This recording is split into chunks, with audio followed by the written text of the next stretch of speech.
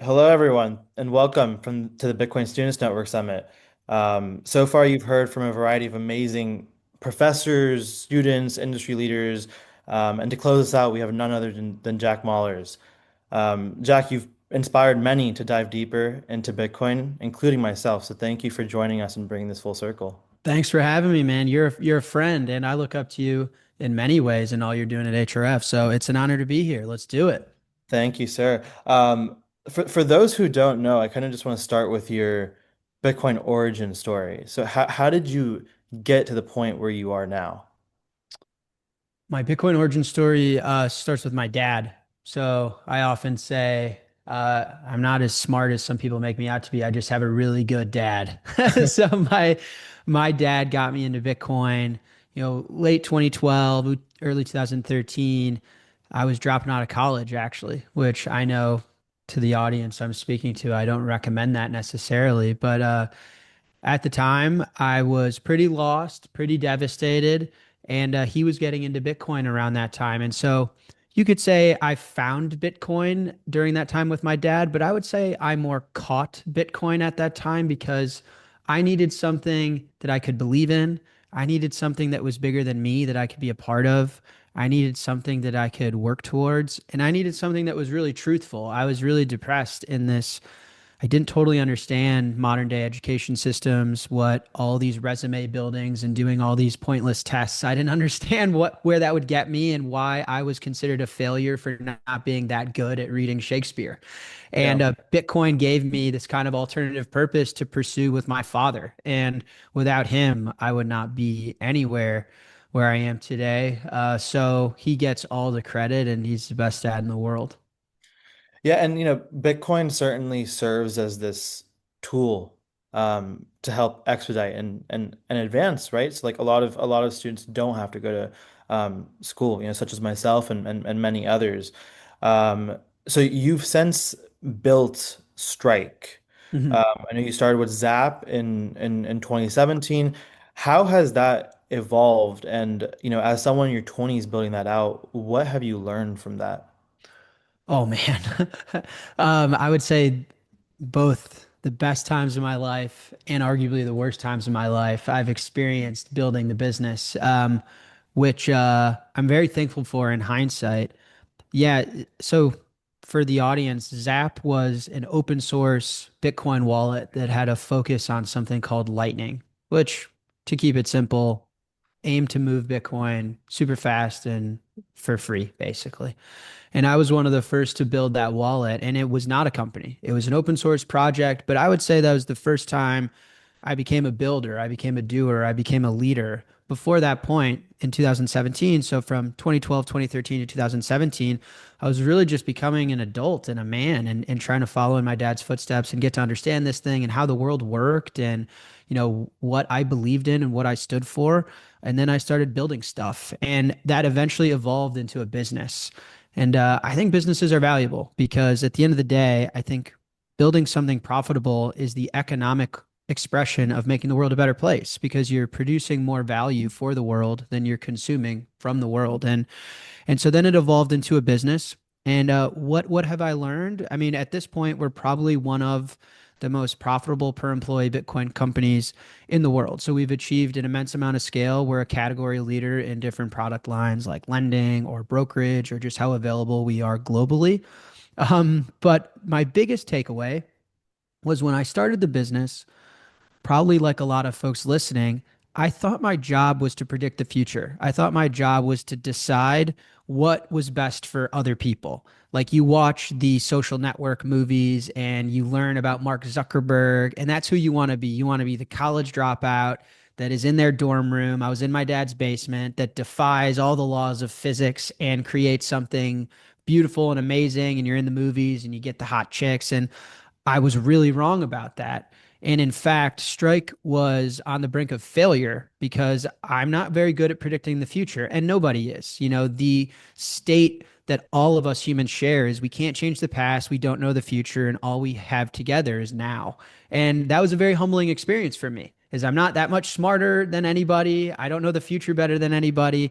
And in fact, I needed to just shut up and listen and learn. And that is when we became a great business, is when customers told us what they wanted, when we were patient, when we were more honest with what we were capable of and what we could commit to. And that has started this era of the business, which now has gone on to be a success bigger than I could have ever dreamed. So probably that was my biggest takeaway is humble listener, and learning more of how the world actually works, not what you grow up seeing in the movies. Yeah, and fast forward to almost a decade after you founded Zap, right, and started building on Bitcoin. The landscape in Bitcoin going to 2026 is very different Hmm. from when it was back when you started. So when you have this huge wave of young founders that want to actually build and produce something, what is your sort of specific advice for them on what traps they should avoid?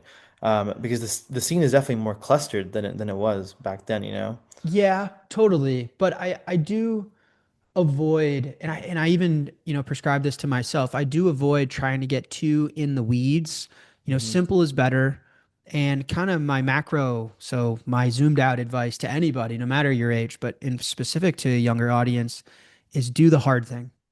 What I've learned through a lot of mistakes and a lot of pain is there are no shortcuts. Movies aren't real. And, no one's able to, I think humans are meant to be governed by Mother Nature, the laws of the universe. And that is some like what Bitcoin brings us versus something like fiat, is that we're governed by energy, or something like gold. We're governed by Mother Nature. And I think that's where we're meant to be. And doing anything great that's worthwhile takes time. Doing anything great that's worthwhile requires hard work. It requires conviction. It requires dedication. It requires solving all sorts of hard problems that you can't even envision yet, but you're going to walk into. And it requires staying the course.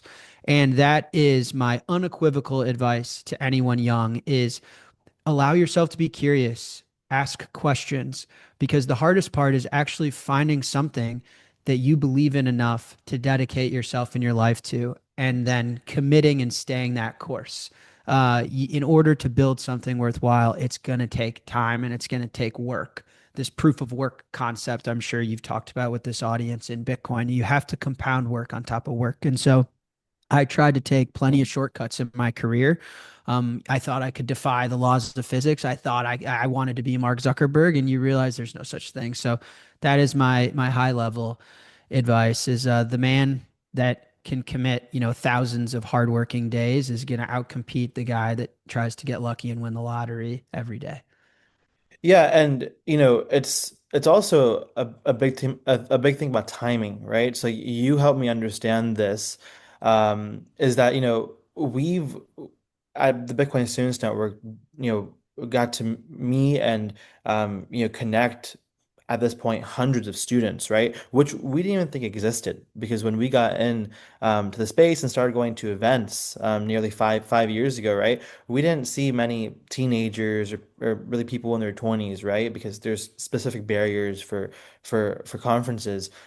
So when we started to connect with students virtually and started to find them in universities, a lot of the feedback that we got was, "Hey, I'm too late." Right? Because you Mm. see the price chart and it's like, I don't have $8,000. Or I don't have, $100,000. But what is your, sort of perception of timing for students that feel like I'm too late to the price chart, but it's, in reality, very early for building, right? And we both know that Bitcoin has a long ways to go. Yeah, I'll answer this in two parts. One, I think Bitcoin's opportunity as regards to market cap is 400 to 500 trillion dollars in size, and I get there in a fairly straightforward way is that we all, as the human race, own about $900 trillion dollars worth of stuff, and half of it we're using as money. So there's half the real estate owned, people aren't actually sleeping in. You can't sleep in 10 houses at once for the guy that owns 10 homes. So you can only sleep in one. So he's using the other nine to save wealth he's built, right? The art paintings that are sitting in vaults because they're worth $10 million, dollars, they're not consumed as art. They're not on their wall. They're used as a savings account. And so that estimates the amount of wealth that humans are trying to save and take forward with them into the future is between 400 to 500 trillion dollars. And Bitcoin right now, which is competing for that use case of how can you create wealth and then save it and then later exchange it for the things you need in your life. It's only at 1.8 trillion of the potential 400 to 500. So just to give you a sense of how early we are, I think we're very early innings.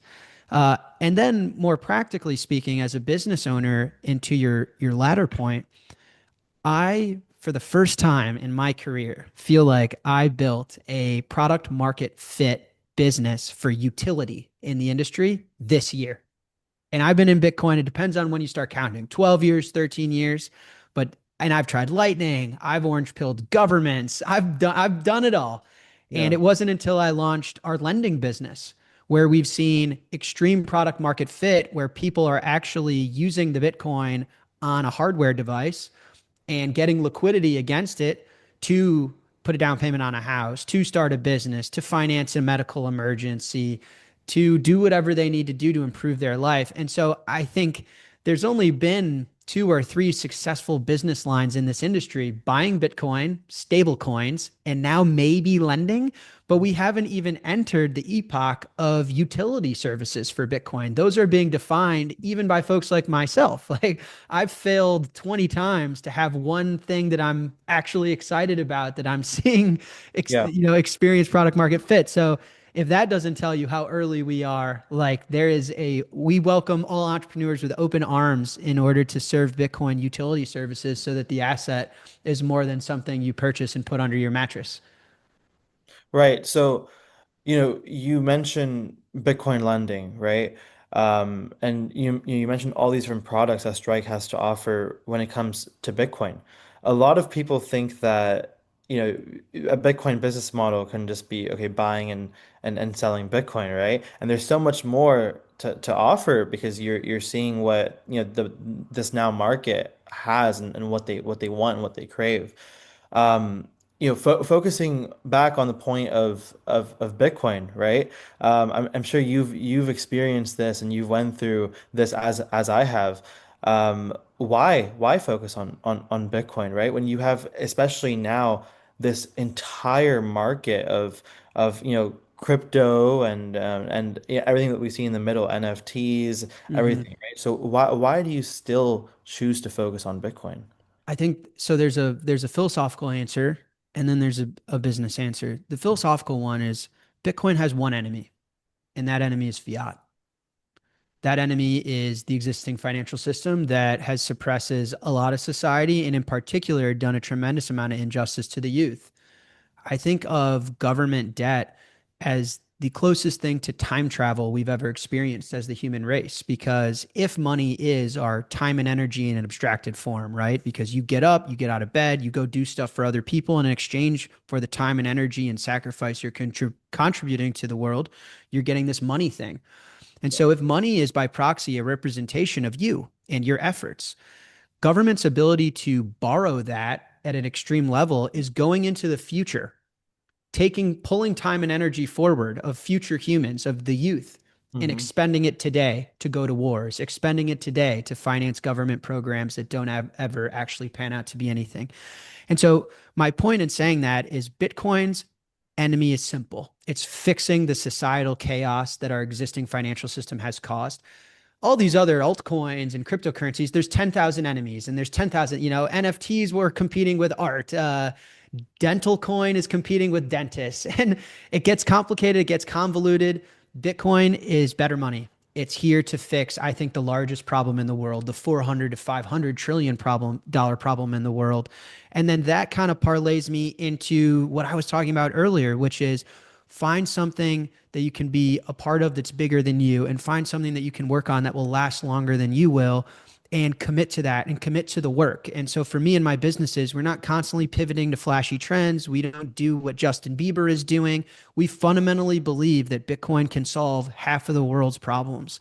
And no one's going to realize that potential unless we do the hard work. And our success comes from me for 13 years doing the hard work, being the principled thinker, having ethics, having morals, sticking with conviction, even when other things are sexier or flashier or hotter in the news. And that is seeing the forest for the trees. That is seeing the hilltop that we're all climbing towards. And so, as a business, it's paid off because we haven't gone through any of these boom or busts, or our business hasn't evaporated with hype. And then philosophically, I could run this business till I'm 100 because it is very simple. I'm trying to solve, the biggest problem society faces instead of, trying to innovate on how people invest in like clip art or whatever. Sure. Sure, yeah. And you mentioned how Bitcoin um is actually, a direct impact of the irresponsible monetary policy that has brought us to this point, right? So I think that's a good point to drive home for the youth, is because everything that we're doing right now to build on Bitcoin is really for the next generation and the ones to precede it, because we envision Bitcoin as something that goes on forever, right? Um, so what are your sort of closing thoughts, right? If someone that's watching this right now is, in university, close to graduating, even in high school, right? And they want to dedicate their 20s and even the rest of their life to Bitcoin. Um, how do they get started? And what is your advice for them? Solve someone's problem, be valuable to others. I think, listen, um, the time and energy analogy for what money represents is very meta. It's very, it's very out of this world. But I think it's important because when governments and central banks are able to debase the currency that we all use, by proxy, they're debasing us as humans, and they're requiring more in time and energy for us to have the lives we want to have. People used to be able to save and buy a home in 5 years. Now it's 50 years. People used to be getting married in their early 20s. Now average marriage age is in their early 30s, right? Like there's more time and energy required for us humans to have a sustainable life because they're debasing the currency. And so I think building an alternative is the most righteous thing you can do to be part of the human story. I say often, I think every human, no matter who you are, where you're born, your race, your religion, your beliefs, we all want two fundamental things in being part of this species. You want to be part of something bigger than yourself, and you want to be part of something that will last longer than you will. And the best natural example of that is family, right? Is creating a bloodline that will hopefully last longer than you. And by finding someone you love and you want to share your life with and having children, you're literally a part of something bigger than your individual self. I think Bitcoin is an incredible extension of these ideals. Bitcoin's going to be alive way longer than me, and it's way bigger than me. And it allows me to contribute to the human story in a really righteous way and solve one of our greatest threats to a prosperous society. So I think it's fulfilling. I think it's optimistic. And I think it's righteous. And so it is a very moral way to spend your time, given you're interested in it. Obviously, if you're not, go be in the NBA. But right, if there's a version of me as a 20-year-old, that I'd be the point guard of Chicago Bulls if I could. But I joke, say Satoshi made me 5'8", 150 pounds for a reason. But Bitcoin's given me that level of purchase and an ability to contribute to something so much greater than me, which I think is an incredible achievement. Jack, thank you for joining us. Yeah, thanks for having me.